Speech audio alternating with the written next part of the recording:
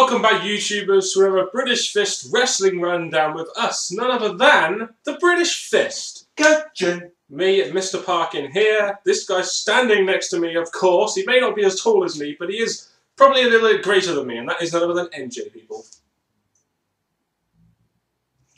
What's up? Just doing what Wrestling Jesus said you do there. Oh, subscribe down below, like this video, and comment any thoughts you have. It still feels weird saying down below twice. And make sure you contact us in the links in the description box, as we said before, below. We seem to say it every video. It almost feels like we're repeating ourselves now, doesn't it? We are indeed. It almost feels like we're repeating ourselves now, doesn't it? Very true, very true. All those seems like we're repeating ourselves now, doesn't it? It does, it does. Yeah, just like WWE with those repeated matches that we keep giving us. So yeah, so basically in this video, we're going to run down a load of small topics, some of them to do with Raw and Smackdown, some of them to do with the wrestling news, more in particular WWE. If you have any topics you want to suggest to us which are relevant to the week in wrestling, either next week or for future weeks, please could you put them in the comment section below on any of the videos we have, and make sure you tell us that it's for the British Fist Wrestling Rundown. But let's get started. One thing I noticed from looking at the spoilers on this week's Smackdown was the fact that Antonio Cesaro, our US champion, generally considered a mid-carder, was featured in a really big spot on Smackdown this week, and that was pretty nice to see. He was involved in the opener. He was also involved in the main event where he beat Sheamus by countout. You don't get a lot of wins over Sheamus, whether it be by countout, by hook or by crook or not. And he was used as a plot device in the main Smackdown feud between Big Show and Sheamus for the World Championship. Nice to see a mid-carder getting into a big spot to be showcased on Smackdown. Even though I want to try and compliment this, as we said at the very beginning of our opener, repeated matches, they're using Cesaro again to help out Big Show and Sheamus like they did in their first match against each other, but taking that away from the fact it was repeated. The match again, like the first one, was pretty good between the two, but I do think that Cesaro, this is not a tease or a build or anything, I think it was just to put him in a match on SmackDown.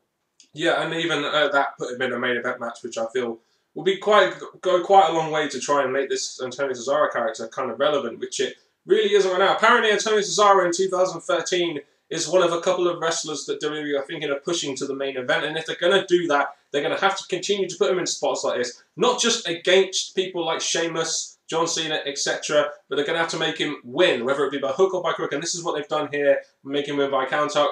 Big Show faced R-Truth at the beginning of the show. R-Truth, I believe, lost clean, but Antonio Cesaro, in his position against Sheamus, who we feel is unbeatable, managed to get a win, even though it was by a countout. That's the thing with Cesaro, it seems like the WWE know he needs a bit of build behind him because the fans are not really behind him as much. He doesn't really get enough chance going about him. So I know they've got a steady build-up. It is rumoured that they do have faith in him to become a main eventer, but they know they've got to take it at a steady pace. They do, and I think they know that he can have a good match with anybody, pretty much anyone on the roster. I don't think that's really the problem. The form isn't the problem. It's mainly the gimmick that's the problem, and what better way to try and get a guy over than putting him in big spots against guys like Sheamus, who are main event stars for your company currently. So I felt that was an interesting thing to talk about, and one thing that did sort of get my eye going on SmackDown this week.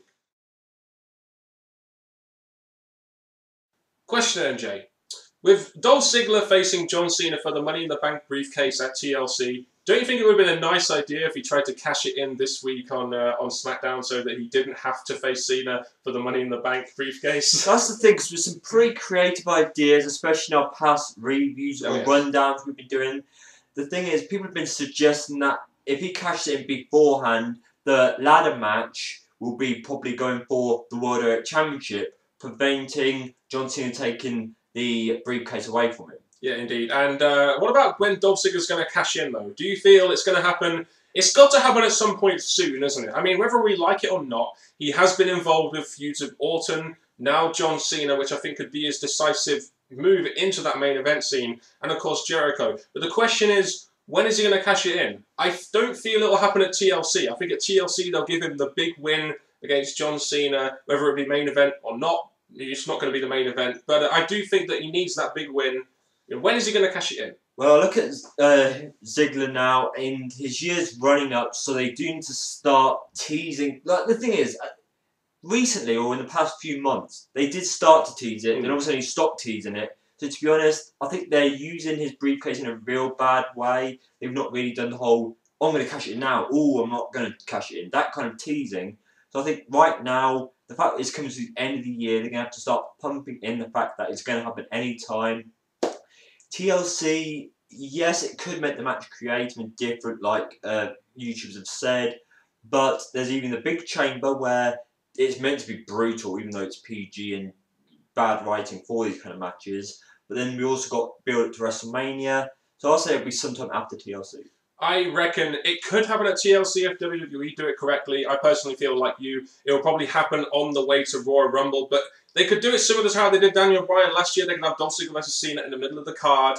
Not sure if they're going to do that. And then they can have the World Heavyweight Championship afterwards, have the chairs match, be it how brutal it is, have Sheamus maybe beat Big Show go mental on Sheamus, Ziggler cash in. So there are many different ways WWE could do it. They could do it at the pay-per-view. They could do it on one of the TV shows because they have 6 weeks after this building up to the Royal Rumble.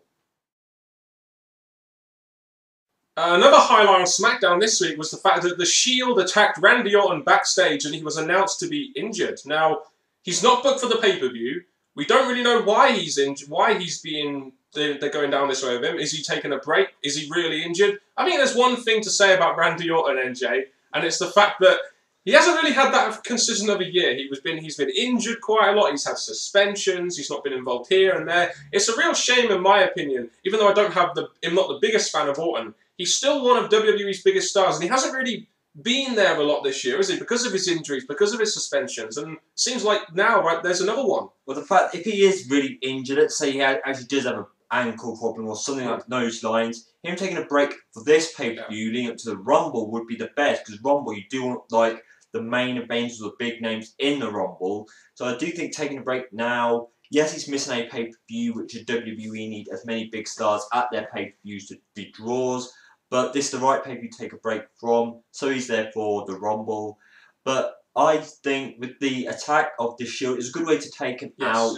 Yes, he suffered a concussion and an injury, but that's him gone out now. But I have no problem with this. It's just that he weren't even booked for TLC, so it's no loss here. Exactly. If he wasn't even booked, you may as well have used him as a device to try and get another person who was over on the TLC pay-per-view over in some way. And in this case, it was TLC, and I think it was definitely a good way of putting the Shield over. Now, with Orton currently, you know, he's injured, so when are they going to return him? Will it be Rumble, or who really knows? Well, for a quick add-on to this part, there was these rumours going around, especially, the reason we're mentioning the rumours, because obviously NoDQ is one of our favourite sites that gives us loads of ideas. The WWE are probably teasing the fact that Orton, as a face or a heel, is going to probably go for the title run with Ziggler.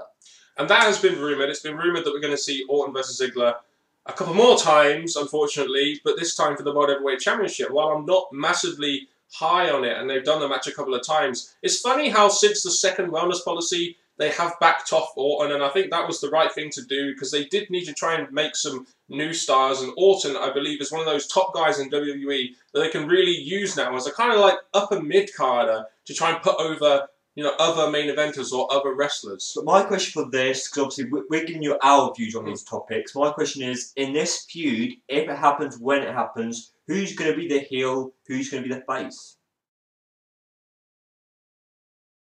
So according to Vince McMahon, WWE is going to be getting edgier. Now, me personally, I will believe it when I see it, but if they do decide to go a little bit edgier, as we all know in the YWC, it's definitely a lot better when the TV show is edgier and a lot more entertaining. The thing is, the WWE have made promises in the past, like helping the Divas division, the tag team, they're starting to, but that's not really growing in a vast majority way. So I think they've made promises they've not kept as well as they should. With Edgier, yes, they've started teasing stuff like the Punk thing and Jericho and more Punk promos. They are trying to get that way, but like Dan said, once they start actually doing it on a frequent basis in their promos, TV shows, pay-per-views, it'll be more believable than just reading about it. Yeah, and I'm not saying we're going to go back to the Attitude Era here, because that's not going to be the case. The time has gone for the Attitude Era. But the fact of the matter right now is that if WWE's ratings right now are just, they've got a 2.5, a 2.6, the ratings are consistently getting lower, and it's got to a point now where if WWE get above a 3, that is considered good, whereas before that wouldn't really have been considered good. So really, WWE needed to try and do something different, because it's quite clearly that not only the 3-hour Raws aren't working, but the way they're presenting their product as a PG product wasn't working either. And the ratings, I think, reflect that. And I think the mainstream fans just don't want to tune into wrestling right now because it's a bit considered in the mainstream as a little bit of a joke, and it's just not entertaining and edgy enough. And I think this is one thing WWE need to address. Now, whether or not they'll do it, I don't know, but I will believe it when I see it. When I hear these statements, I just have to say to myself, believe it when I see it. Over the past few years, the WWE have noticed their ratings have dropped dramatically from big numbers to small numbers. Over the last year to 2 years, especially this year in particular, they've noticed it's gone even lower. So the WWE, sometime soon, maybe going to 2013, need to realise that their ratings are not going anywhere. They're staying at a stable pace or even lower than that now. And I'm thinking with the edginess and probably our next topic, which we'll after, there's stuff they could do which may pump it back up to a 3, which is exactly where the WWE probably have to stay right now. Yeah, but I personally believe if WWE are going to go above a 3, they're going to have to change the way they present their TV show, personally. It's going to take a little bit more than just getting a little bit edgier. That's just what I think.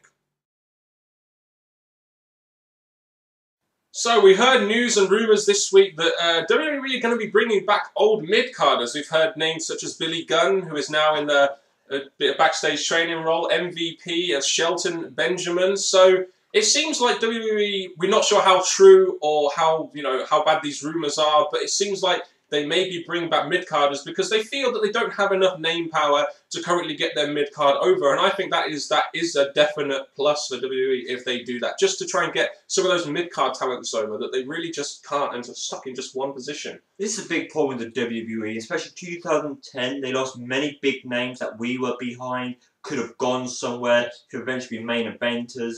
So for the WWE, yes, they're a few years late, to bring back the ones that were released, fired, or just quit, to try and bring them back, add up the mid-card division, give us more mid-card matches, give us interest in wrestlers that we used to love, like and see, back into the division. I think this is going to be a great thing. It's just depending on how many they get and who they get.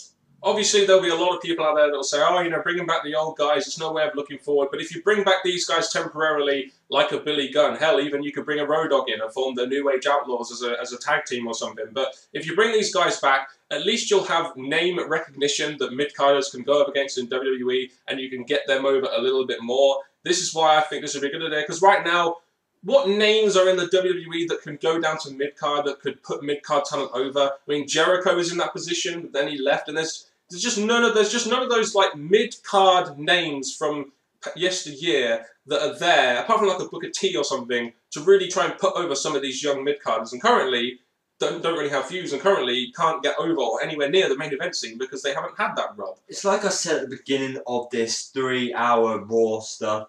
They've got more of a larger roster than what we're seeing on TV. So they've got talent, they're just not being used. Like if they brought in like the Mason Ryan, Alex Riley, Yoshi Katsumura, Tyler Kidd, Justin Gabriel. So I've named some there that could use to help the division, but they're not because their concentration is on the main event scene, slightly the tag team. So I think if the WWE are going to make this promise by bringing in old wrestlers, stuff to make the mid-card important and live again, I think they should definitely use their roster better. Indeed, and that is a good point, because you realise WWE's roster just really isn't being used as much as it should have done, and the concentration on the mid-card, quite frankly, lately has kind of gone downhill. But I'd really like to know, as I botch yet another line, we'd really like to know what you think about WWE bringing back all these mid-carders, and what mid-carders from WWE yesteryear you would like to see come back that you think could put over some of the mid-carders and possible future talents for the main event in the WWE. Let us know in the comment section below. Well, this has been an interesting video this week, hasn't it, Edgier? We've had a lot of newsworthy items, some stuff from Smackdown, and still interested to see when Ziggler's going to cash in his money in the bank, I will say that. And I imagine most of the YWC is as well. Well, with Ziggler, he is a guy that we are predicting to go somewhere. So at the minute, we'll wait and see when he cashes in, how he cashes in, and if he wins. But also, this video has been fairly quick, so the talking points, there's not been many this week. We picked out the important ones, the ones that we could start a discussion with.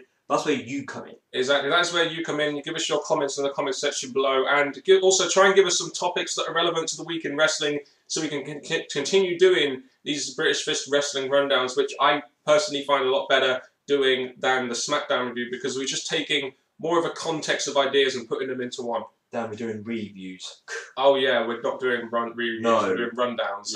Yeah. Okay. Anyway. So we talked about Antonio Cesaro being put in a big spot on SmackDown. When is Ziggler going to cash in? Orton's injury, WWE bringing back midcarders, and WWE possibly getting edgier. Let us know your thoughts on these topics down in the comment section below. And to play you out, here's NJ. Thank you very much, people. I hope you've enjoyed this video. Please share your thoughts in the comment section below. And enjoy the TLC. We have our predictions coming on Saturday. So tune into them and give us your predictions. And until next time, YouTubers, goodbye. Can I do the what's up?